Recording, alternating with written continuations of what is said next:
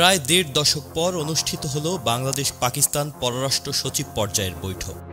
বৃহস্পতিবার ঢাকায় আয়োজিত এই বৈঠকে উঠে আসে ৭১-এর যুদ্ধকালীন গণহত্যার জন্য পাকিস্তানের ক্ষমা চাওয়ার বিষয়টি।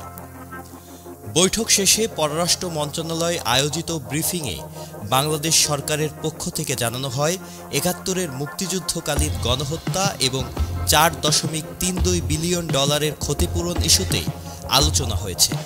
পররাষ্ট্র সচিব জসিমউদ্দিন বলেন, এই অমীমাংসিত বিষয়গুলো সমাধানে বাংলাদেশ আশাবাদী।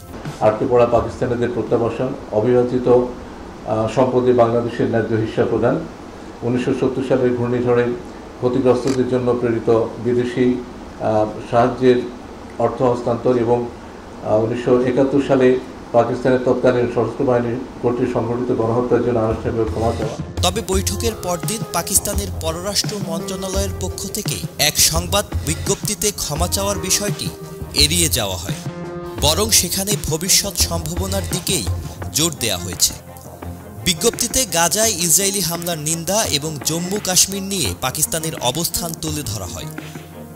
পাকিস্তান বলছে, রাজনীতি, অর্থনীতি, শিক্ষা ও সাংস্কৃতিক সহযোগিতা নিয়ে বিস্তারিত আলোচনা হয়েছে।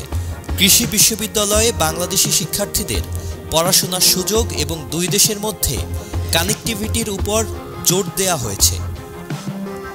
বৈঠকে অতীতের অমীমাংসিত বিষয়গুলো আলোচনার টেবিলে এলেও ইসলামাবাদ তাতে স্পষ্ট অবস্থান না নেয়ায় কূটনৈতিকভাবে বিষয়টি আবারও প্রশ্নের মুখে পড়েছে, এমনটাই দাবি করছেন বিশ্লেষকরা।